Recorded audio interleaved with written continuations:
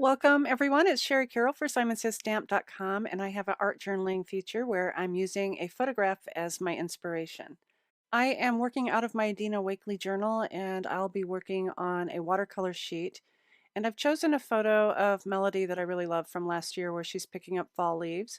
And to go along with that, I'm using some captured adventure papers from 49 and Market. And these have really nice muted brown tones that'll go really nicely with my photograph.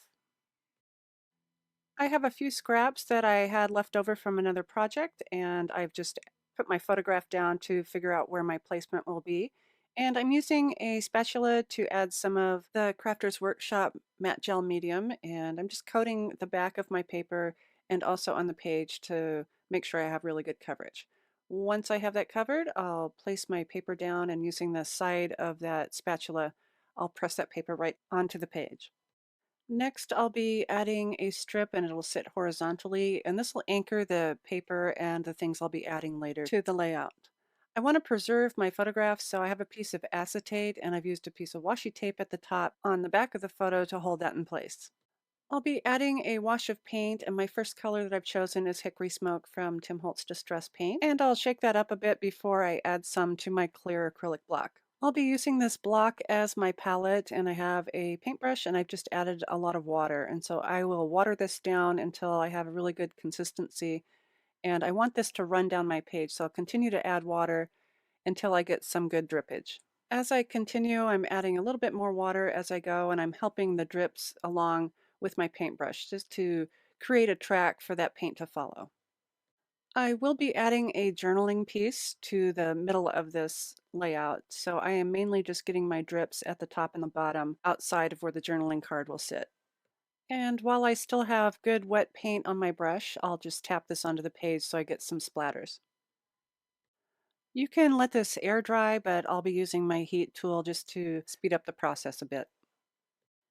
The next color I've chosen is the Tim Holtz Distress Paint, and this is Vintage Photo, and this will tie in the colors of the fall leaves from the photograph. And once again, with a really wet brush, I will help guide the paint down the page. And while that brush is still loaded with wet paint, I'll add more splatters. I've watered my paint down just a bit more, and I'm adding a really faded drip just to the left and right of those others. My photograph is going to be a flip page so that I can lift the photograph up and reveal my journaling card underneath. So I'm just adding some washi tape to the top of that acetate. And my acetate is a bit bigger than the photograph. I've just added a margin around so I can add some other die cuts and tapes around it. For layering, I'm adding more of the washi tape so it'll sit just underneath the acetate, and you'll be able to see it when I flip it up and down. My journaling card comes from the Tim Holtz pocket cards, and this is my original pack, and it's lasted me forever. And I'll be using just my dot liner to attach this in place under the photo. I've used an older die of the Tim Holtz trimmings, and this is unavailable now. I'm so sorry. I have listed in the description box below a couple other border dies that I think would work really nicely with a layout such as this. But I've cut that from tonic copper paper and used my Simon Says Stamp tacky glue to glue that down right on top of the acetate. I've cut the ends of the die cut just to the sides of the acetate using my scissors to create a clean edge. Next, I'm adding pieces of the washi tape to the edges of the acetate for a little more layering. I'll be adding more tape underneath, and I want this to sit where I can see it through that acetate, so it continues the design from the top to the underneath. I have die cut the word moments from the Tim Holtz alphanumeric die set onto a darker piece of paper, and I'm just adding some tape runner and placing that panel onto a lighter piece of paper. And then I can trim off the excess with my scissors. The title will sit just on top of the acetate, so I've only added some adhesive to about half of that. And this will be my little flip piece that I can use to flip the page up. I'm adding additional paper behind to make it just a bit stronger so that it doesn't come apart. So that will overlap the front and the back.